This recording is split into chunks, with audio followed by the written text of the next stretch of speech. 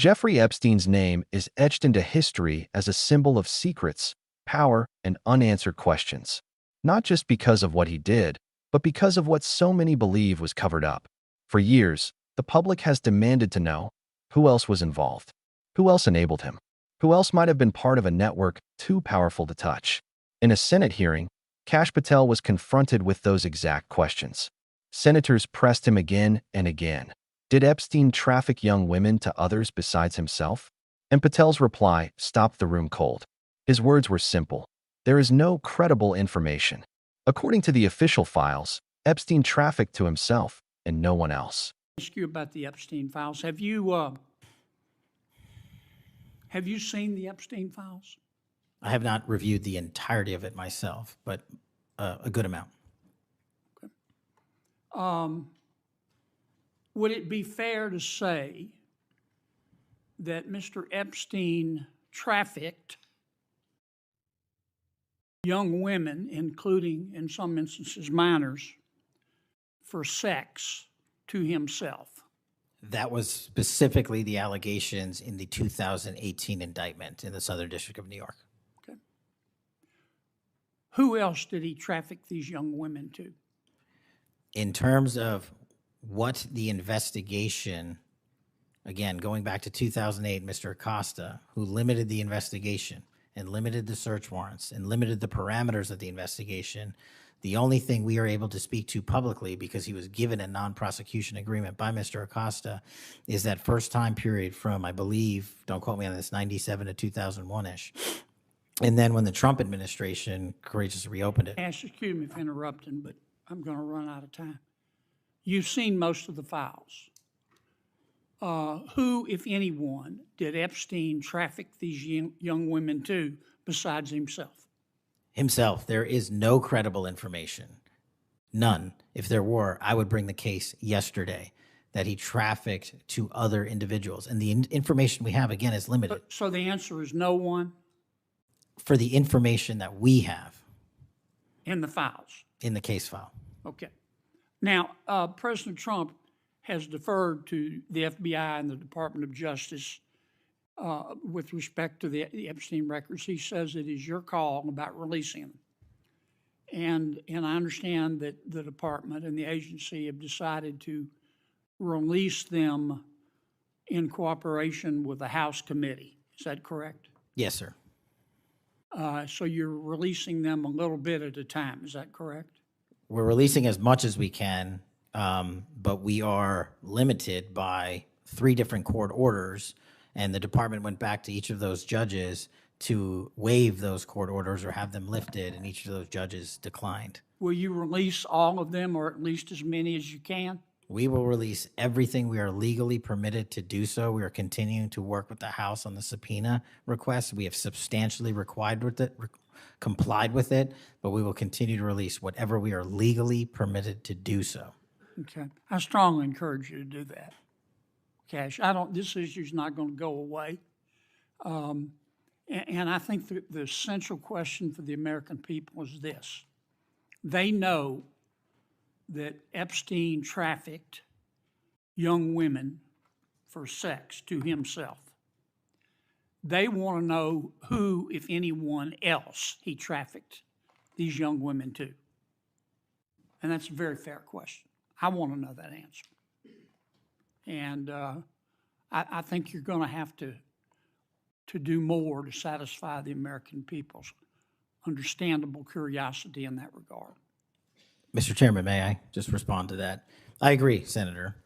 And what we have done, and just to remind folks, the Epstein case files existed in the 2 prior administrations, in the Obama administration and the Biden administration, and they didn't release anything.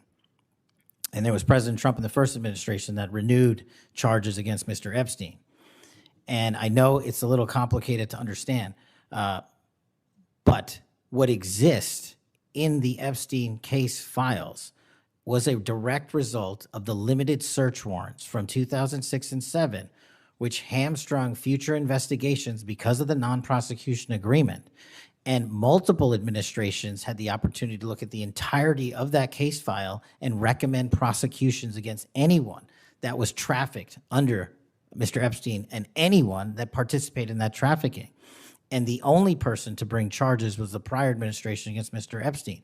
Now, I am not saying that others were not trafficked and others were not involved. What I am telling you is that based on the information we have, and we have continuously and publicly asked for the public to come forward with more information. If there is, we'll look at it. But based on credible information, we have released all credible information, and the information that the Department of Justice and the FBI never releases is information on investigations that are not credible. And we don't release the names of victims who weren't credible, but in the same time, we don't release the names of victims who were credible. And so that's by law. And so the information we are releasing now is historic, and it is also to the maximum capacity that the law allows. And I know that's not going to satisfy many, many, many people. But if they wanted it done right, then the investigation from its origination should have been done right, and he should not have been given a get-out-of-jail-free card to do jail on the weekends for 12 hours a day, and he should have been investigated fully for the entirety of his crime and criminal enterprise, not just from 1997 to 2001. Senator Blumenthal. Thank you, Mr. Patel. But does that answer really end the mystery? Or does it raise even bigger ones? Because if Epstein's case was boxed in by narrow investigations, sealed records, and legal deals struck decades ago, then maybe the silence isn't proof of innocence. Maybe it's proof of how carefully the truth was buried. And that's why, when Patel spoke, disbelief hung in the air. Because the American people don't just want legal precision. They want names. They want accountability. They want the truth. When Kash Patel sat before the Senate, the room wasn't waiting for long speeches or legal jargon. Everyone knew the one question that had to be asked. If Jeffrey Epstein was a trafficker, then who else did he traffic victims to? Senator after senator pressed Patel with the same words millions of Americans have repeated in conversations, on social media, and in headlines for years. Was Epstein acting alone? Or was he part of something bigger, something darker? Patel's answer was as blunt as it was unsettling. Himself, he said. No hesitation, no qualifiers. Just a firm denial that the case files contain credible evidence tying Epstein's victims to anyone else. For a moment, the hearing fell heavy with silence. Because the weight of that statement wasn't just about one man's crimes. It was about collapsing an entire theory, about powerful names, secret deals, and whispered networks, into nothing more than Epstein himself. And yet, the simplicity of that answer didn't ease suspicions.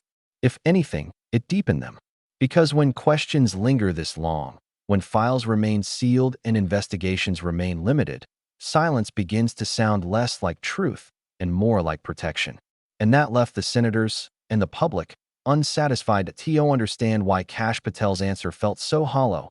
You have to go back nearly 2 decades to a decision that shaped everything that followed. In 2006 and 2007, prosecutors had Epstein in their sights. Investigators knew enough to uncover disturbing patterns, but instead of opening every door, the case was quietly boxed in. Alex Acosta, then the U.S. attorney, struck what's now infamous as a non-prosecution agreement. That deal was extraordinary. It didn't just shield Epstein from the harshest penalties, it clipped the wings of investigators themselves. Search warrants were narrowly written. The time frame for evidence was restricted. Entire avenues of inquiry were shut down before they could even be explored. In effect, the case was walled off, and many of the questions the public is still asking today were sealed away with it. The result?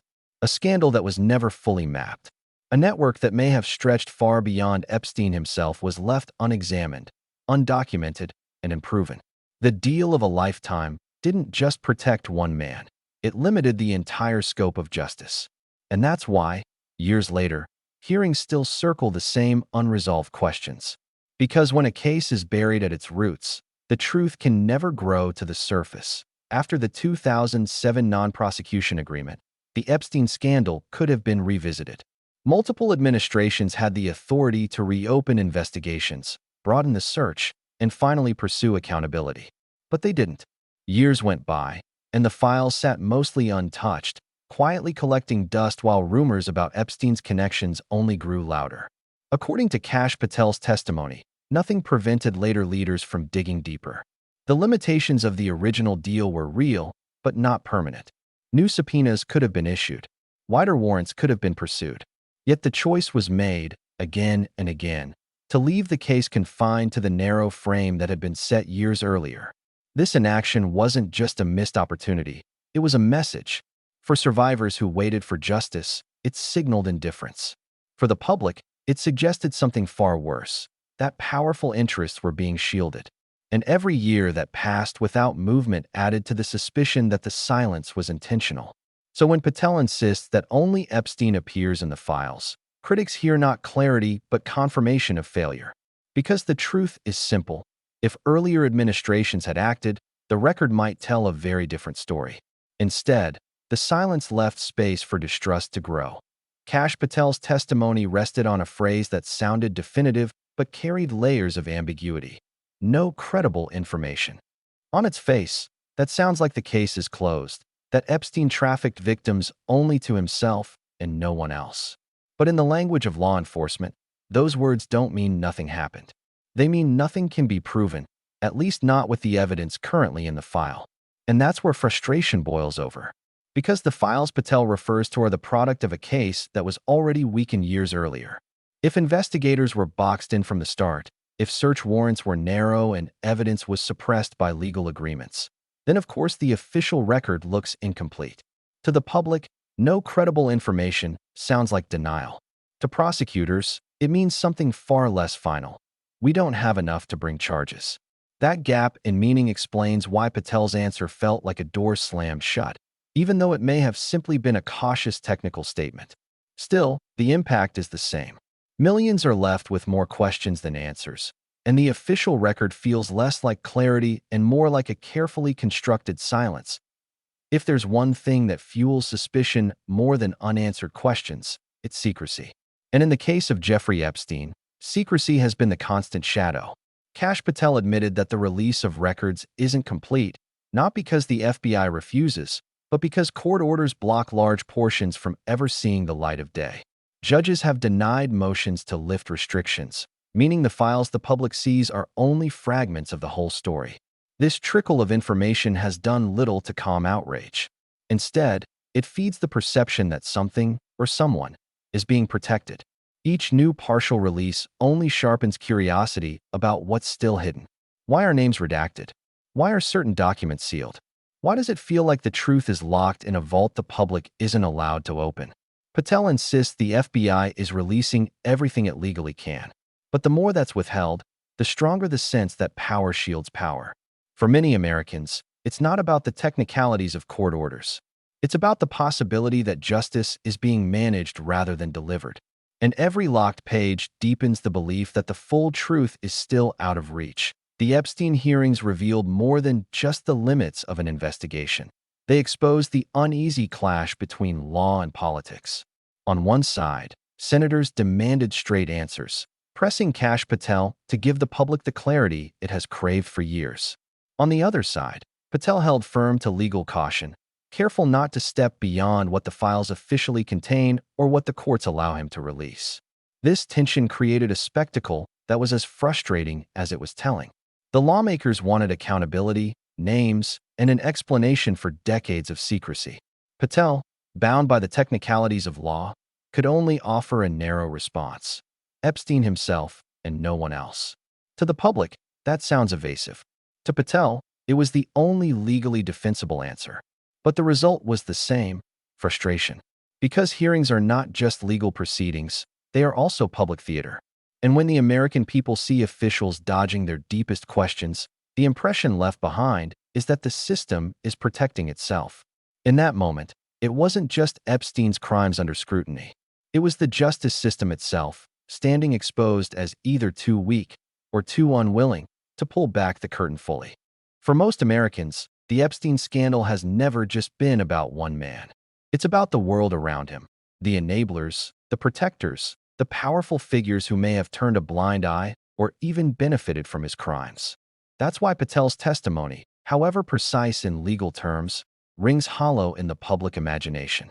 People don't just want to hear that Epstein trafficked to himself. They want to know who else was there, who else allowed it to happen, and why the truth has been so carefully fenced off.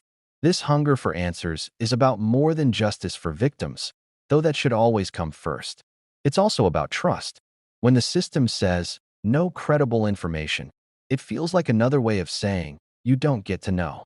That widening gap between what officials can say and what the public demands to hear is exactly where suspicion thrives. Americans want moral clarity, not just legal precision. They want a full accounting of how Epstein operated in plain sight for years and who helped keep his empire alive. And until those names are spoken, until those files are unsealed, every careful statement will only sound like another layer of protection for the powerful that in the end. The tragedy of the Epstein saga isn't just the crimes themselves. It's the feeling that accountability was never truly pursued, that decisions made years ago carved cracks so deep the truth may never fully surface. Kash Patel's testimony distilled that frustration into a single blunt phrase. Epstein trafficked to himself and no one else. On paper, it was an answer. In reality, it sounded like a verdict delivered with blinders on. Because the public doesn't just want a technical explanation. They want the full scope of a scandal that has haunted headlines for decades. They want to know how Epstein built his empire, who stood beside him, and who helped him stay untouchable for so long. Every sealed file, every redacted name, every cautious legal phrase feels like another reminder that the system may be protecting itself rather than the people it serves. And that's why this story refuses to die. It lingers, not because of conspiracy theories alone, but because the silence of institutions leaves space for them to grow. Until the full truth is revealed, suspicion will remain the lasting legacy of Epstein's crimes. The question is simple: will the powerful ever allow that silence to break?